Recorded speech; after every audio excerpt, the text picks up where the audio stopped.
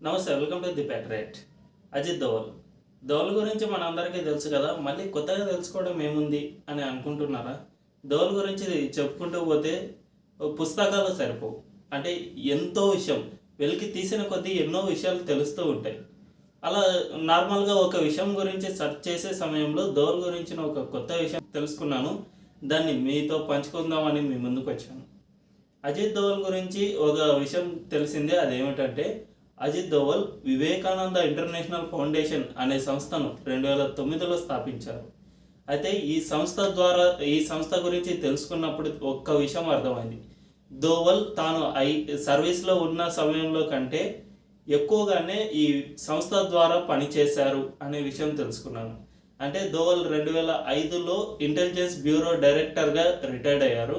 అంతకుముందు ఐపీఎస్, పాకిస్తాన్‌లో గూఢచర్యం ఎన్నో పనులు చేశారు. అది తక్కువేం కాదు. కానీ దానికి డబుల్ వర్క్ దేశ స్థితిగతిని మార్చే పని 2009లో మొదలుపెట్టారు. అదే వివేకానంద ఇంటర్నేషనల్ ఫౌండేషన్.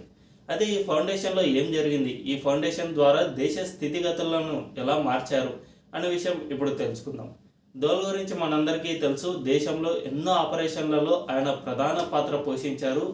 పాకిస్తాన్ వంటి దేశంలో అంటే ఉగ్రవాద దేశంలో కూడా దాదాపు 7 సంవత్సరాలు ఒక భిక్షగాడి వేషంలో ఉండి ఆ దేశానికి సంబంధించిన రహస్యాలను భారతదేశానికి ఎంతో చాకచక్యంగా చేరవేశారు. ఆ తర్వాత ఇంటెలిజెన్స్ బ్యూరో డైరెక్టర్గా పనిచేశారు. 2005లో ఆయన ఇంటెలిజెన్స్ బ్యూరో డైరెక్టర్గా రిటైర్డ్ అయ్యారు. అయితే తాను రిటైర్డ్ అయినా కూడా దేశం కోసం ఇంకా చేయాల్సింది చాలా ఉంది. తాను చేసింది చాలా తక్కువ అని భావించారు. దీనివల్లే పాలసీ మేకింగ్ కోసం అంటే తాను కనుక ఒక పవర్స్ అంటే తనకు ఫుల్ పవర్స్ ఇస్తే తాను ఏం చేయగలను అనే విషయాలన్నిటినీ ఒక సంస్థ ద్వారా తెలియజేద్దాం అని అజిత్ దోవల్ అనుకున్నారు.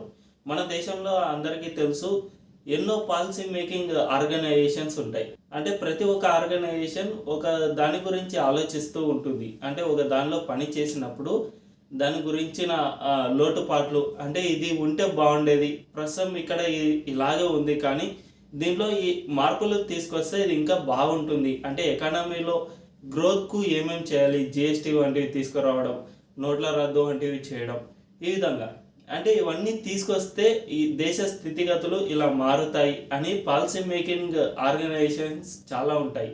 మన దేశంలో కూడా ఉన్నాయి. దిక్కుమాలిన ఆర్గనైజేషన్స్ చాలానే ఉన్నాయి.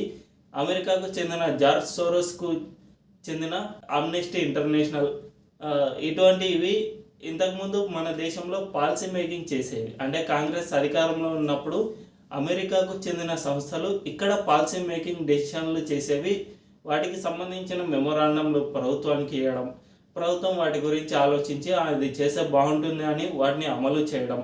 తర్వాత అంటే మనందరికీ తెలుసు అమెరికాకు చెందిన సంస్థలు అంటే ఇక్కడ ఏ పాలసీ గురించి ఆలోచించినా అది అమెరికాకు అనుగుణంగానే ఉండేలా పాలసీ మేకింగ్ చేయడం అనేది జరుగుతూనే ఉంటుంది. వాటికి అమెరికా ప్రభుత్వం నుంచి ఫండ్స్ వస్తాయి. ముఖ్యంగా జార్జ్ సోరోస్ నుంచి ఫండ్స్ వస్తూ ఉంటాయి. కాబట్టి అవన్నీ ఆ దేశానికి అనుకూలంగానే పాలసీ మేకింగ్ చేస్తూ ఉంటాయి. కానీ మన ప్రభుత్వాలు వాటిని ఎంతో కాలంగా అమలు చేస్తూ వచ్చాయి. కానీ ఇది ఇలా కాదు. మన దేశానికి సంబంధించిన విధంగా దేశం ఎలా బాగుపడుతుందో అదే విధంగా పాలసీ మేకింగ్ జరగాలనే ఉద్దేశంతోనే అజిత్ దోవల్ ఒక కొత్త ఫౌండేషన్ అయితే సృష్టించారు. 2005లో రిటైర్డ్ అయిన తర్వాత 2009లో మొట్టమొదటిసారిగా వివేకానంద ఇంటర్నేషనల్ ఫౌండేషన్ ఢిల్లీలోని చాణక్యపురిలో మొదలుపెట్టారు. సో అప్పటి నుంచి అంటే మనందరికీ తెలుసు పాలసీ మేకింగ్ అంటే ఒకరు చేసే పని కాదు. ఏ రంగాల్లో నిష్ణాతులు అయి ఉంటారో, ఏ రంగాల్లో పనిచేసి ఉంటారో ఆ రంగంలో పనిచేసిన వారికి దాని గురించిన లోటుపాట్లు అన్నీ అంటే చేయాల్సిన మార్పులు, తీసుకురావాల్సిన సంస్కరణలు అన్నీ తెలిసి ఉంటాయి. కాబట్టి ప్రతి ఒక్క రంగంలో ఐఏఎస్, ఐపీఎస్, బ్యూరోక్రాట్స్, విదేశీ వ్యవహారాలను చూసుకునేవారు, ఆర్మీ అధికారులు, రిటైర్డ్ ఆర్మీ అధికారులు వీరందరినీ కలిపి ఈ ఫౌండేషన్లో పని చేయించారు. నార్మల్గా రిటైర్డ్ ఐఏఎస్, ఐపీఎస్, బ్యూరోక్రాట్స్ వీరందరికీ చాలా మందిలో ఏముంటుందంటే ఇక నేను రిటైర్డ్ అయిపోయాను కదా, పిల్లలతో సంతోషంగా బతకవచ్చు, పిల్లలతో కలిసి అమెరికాలో వెళ్ళి సెటిల్ కావచ్చు అని కొంతమంది అనుకుంటూ ఉంటారు. కానీ చాలామంది బ్యూరోక్రాట్స్లో ఏముంటుందంటే తాను రిటైర్డ్ అయినా కూడా ప్రజల కోసం ఏదో ఒకటి చేయాలి అనే తపన అయితే ఉంటుంది. అందుకే మనందరం చూస్తూ ఉంటాం, రిటైర్డ్ ఐఏఎస్ ఐపీఎస్ అధికారులు చాలామంది రాజకీయాల్లోకి వస్తూ ఉంటారు. అంటే తాము ఏదో ఒకటి చేయాలి, ప్రజల కోసం ప్రజల మేలు కోసం ఏదో ఒకటి చేయాలి అనే ఆశతో తాము అధికారంలో ఉన్నప్పుడు ఏ ప్రాంతంలో అయితే ఎక్కువ ప్రభావం చూపారో ఆ ప్రాంతంలోనే ఎమ్మెల్యే టికెట్ కోసమో ఎంపీ టికెట్ కోసమో ప్రయత్నిస్తూ ఉంటారు. ఈ సఫోకేషన్ ఒక్క ఐఏఎస్ అధికారుల్లోనే కాదు, ఐపీఎస్ బ్యూరోక్రాట్స్, ఆర్మీ అధికారులు, రిటైర్డ్ అయిన ఆర్మీ అధికారులు, మరీ ముఖ్యంగా తాము దేశం కోసం ఏదో చేయాలి అంటే దేశం కోసం తాము పోరాడాలి అని ఆర్మీలో చేరిన కొంతమందికి ఉగ్రవాదులతో పోరాటంలోనో మరే ఇతర కారణాల్లోనూ అంగవైకల్యం అనేది ఏర్పడుతుంది. అంటే ఉగ్రవాదుల బుల్లెట్ తగిలి కాలో చెయ్యో పడిపోవడం జరగడం, ఆ తర్వాత వారు ఆర్మీకి పనికి రాకపోవడంతో ఆర్మీ వారికి వాలంటరీ రిటైర్మెంట్ అనేది ఇస్తూ ఉంటుంది. అంటే వారికి పూర్తి జీతభత్యాలు అందిస్తూనే వాలంటరీ రిటైర్మెంట్ ఇస్తుంది.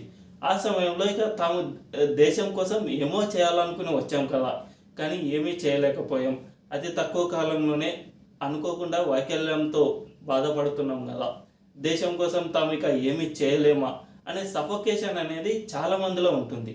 ఆర్మీ అధికారులు చాలా ఎక్కువగా ఉంటుంది. దీంతోపాటు అజిత్ దోవల్ కూడా 2005 వరకు మొత్తం కాంగ్రెస్ ప్రభుత్వంలోనే పనిచేశారు. కాంగ్రెస్ ప్రభుత్వం మనందరికీ తెలుసు, ఏ ఒక్క అధికారికి ఫుల్ హ్యాండ్ ఇచ్చేదైతే కాదు.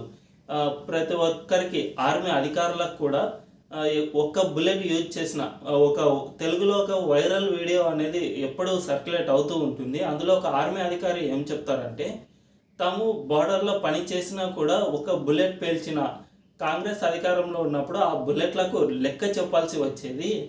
అంటే రోజుకి ఎన్ని బుల్లెట్లు యూజ్ చేశాం, ఒకవేళ బుల్లెట్లు ఎక్కడైనా మిస్ అయినా కూడా అక్కడికి వెళ్ళి వెతుక్కుని తీసుకురావాల్సిన పరిస్థితి అయితే మాకు ఉండేది.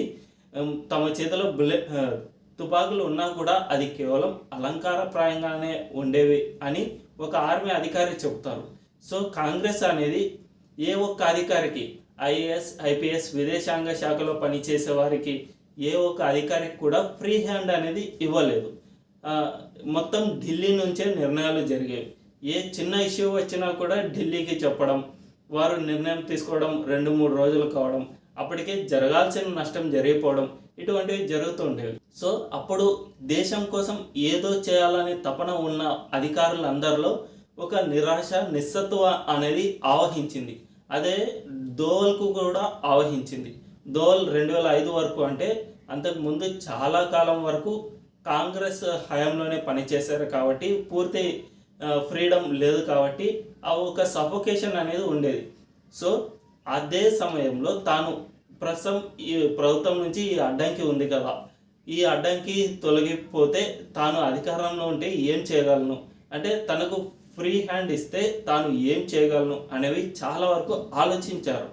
సో ఇటువంటి ఆలోచనే అందరూ అధికారులకు వస్తూ ఉంటుంది కదా అనే థాట్తోనే 2009లో వివేకానంద ఇంటర్నేషనల్ ఫౌండేషన్ను స్థాపించారు. దేశం కోసం మీరే అధికారంలో ఉంటే, మీ చేతిలో ఫుల్ పవర్స్ ఉంటే మీరు ఏం చేస్తారు, ఎటువంటి నిర్ణయాలు తీసుకుంటారు, ఇప్పుడున్న పాలసీలో ఎటువంటి మార్పులు తీసుకొస్తారు, ఎటువంటి సంస్కరణలు తీసుకొస్తారు, వీటన్నిటిని ఈ థింక్ ట్యాంక్లో చెప్పండి. దీనికి సంబంధించిన ఒక పాలసీ మేకింగ్ను మనం తయారు చేద్దాం, వీటిని ప్రభుత్వానికి అందజేద్దాం. సో ప్రభుత్వం కనుక ఇది అమలు చేసినట్లయితే ఖచ్చితంగా దేశంలో మార్పు వస్తుంది. మనం అనేక కారణాల వల్ల దేశం కోసం ఏదో చేయాలనుకుని ఆగిపోయాం, కానీ మనం ఈ పాలసీ మేకింగ్ చేసి అయినా ప్రభుత్వాలను మార్చుదాం అనే థాట్తోనే అజిత్ దోవల్ వివేకానంద ఇంటర్నేషనల్ ఫౌండేషన్ను స్థాపించారు. ఐఏఎస్ ఐపీఎస్ బ్యూరోక్రాట్స్, విదేశాంగ శాఖలో పనిచేసే అధికారులు, ఆర్మీ రిటైర్డ్ అధికారులు అందరితో కలిసి ఈ పాలసీ మేకింగ్లో ఇన్వాల్వ్ చేశారు. సో ప్రతి ఒక్క దాంట్లో, అవినీతి నుంచి ఉగ్రవాదం వరకు ప్రతి ఒక్క దాంట్లో వీరే కనుక అధికారంలో ఉంటే ఎటువంటి మార్పులు తీసుకొస్తారు అనే దాన్ని గురించి థింక్ ట్యాంక్ని అయితే ఏర్పాటు చేశారు. దీనికి సంబంధించిన ఎన్నో ఆలోచనలు జరిగాయి. మొట్టమొదటిసారిగా 2011లో దీనికి సంబంధించిన రిజల్ట్ అనేది బయటకు వచ్చింది. మొట్టమొదటిసారి అజిత్ దోవల్ చేసిన ఒకే ఒక పని ఏమిటంటే, అవినీతి వ్యతిరేక ఉద్యమాన్ని ఉవ్వెత్తున ఎగిసిపడేలా చేయడం.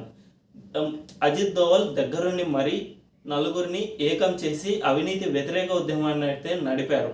ఈ ఉద్యమానికి నాయకులుగా అన్నా హజారే అంటే ఒక స్వాతంత్ర సమరయోధుడు, కిరణ్ బేడి ఒక ఐపీఎస్ అధికారి, అరవింద్ కేజ్రీవాల్ ఇప్పుడు ఢిల్లీ సీఎంగా ఉన్న అరవింద్ కేజ్రీవాల్ ఐఆర్ఎస్ అధికారి, ఇటు యోగా గురు రామ్దేవ్ బాబా అంటే సమాజంలో ఒక హిందూ ఐకాన్గానో లేదా యోగా గురువుగానో మంచి పేరు ప్రఖ్యాతలున్న రామ్దేవ్ బాబా. వీరు నలుగురు ఒక్కొక్కరు ఒక్కో రంగానికి చెందిన వారు, ఒక్కొక్కరికి ప్రజల్లో ఎంతో మంచి సానుకూలత అయితే ఉంది. వీరి నలుగురిని ఏకం చేసి దేశంలో అవినీతి వ్యతిరేక ఉద్యమాన్ని అయితే లేవనెత్తారు. మనందరికీ తెలుసు, కాంగ్రెస్ యూపీఏ 1 యూపీఏ 2 పాలనలో అవినీతి ఎంత జరిగింది అనే విషయం అందరికీ తెలుసు. సో దీనికి వ్యతిరేకంగా అజిత్ దోవల్, అన్నా హజారే నేతృత్వంలో అవినీతి వ్యతిరేక ఉద్యమాన్ని తీసుకొచ్చారు. దీన్ని నార్మల్గా దేశంలో ఏ ఉద్యమాలు జరిగినా, ఏ దేశంలో అయినా, ఏ రాష్ట్రంలో అయినా ఉద్యమాలు ఏవి జరిగినా వాటిని ప్రతిపక్షాలు ఉపయోగించుకోవడం అనేది సర్వసాధారణం. సో అదేవిధంగా అప్పట్లో ప్రతిపక్షంగా ఉన్న బీజేపీ ఈ అవినీతి వ్యతిరేక ఉద్యమాన్ని బాగా ఉపయోగించుకుంది. తాము అధికారంలోకి వస్తే అవినీతికి వ్యతిరేకంగా ఎన్నో సంస్కరణలు తీసుకొస్తామని మోదీ కూడా ప్రకటించారు. ముఖ్యంగా ఆ ఎన్నికల్లో అవినీతి కూడా ఒక ప్రధాన అంశంగా ముందుకు తీసుకువెళ్లడంతో మోదీ అధికారంలోకి వచ్చారు. ఆ తర్వాత అజిత్ దోవల్ చెప్పినట్లే, అంటే ఏ ఉద్యమం అయితే లేవనెత్తారో ఆ ఉద్యమానికి తగ్గట్లుగానే తర్వాత పని చేసుకుంటూ వచ్చారు. ఇక మోదీ రాజ్యాంగ సవరణ చేశారు. అంటే అజిత్ దోవల్ని, ఇంతటి థింక్ ట్యాంక్ ఉన్న వ్యక్తిని ఏకంగా పవర్సే ఇచ్చేస్తే ఇంకా పూర్తి స్థాయిలో పని చేయగలరు కదా.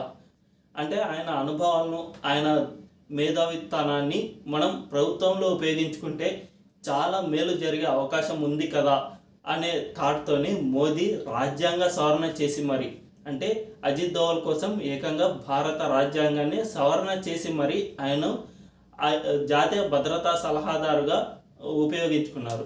అంటే జాతీయ భద్రతా సలహాదారుకు ఒక ఐపీఎస్ అధికారిని ఉపయోగించలేరు కాబట్టి రాజ్యాంగ సవరణ చేసి మరి ఆయన్ను ఆ అధికారంలో తీసుకున్నారు. ఆ తర్వాత దోవల్ అధికారంలోకి వచ్చిన తర్వాతనే నార్త్ ఈస్ట్లో వేర్పాటువాదం దాదాపు అంతరించే స్థాయికి చేరుకుంది. అంటే 100కు పైగా ఉన్న వేర్పాటువాద సంస్థలు ప్రస్తుతం 5 సంఖ్యకు తగ్గాయి.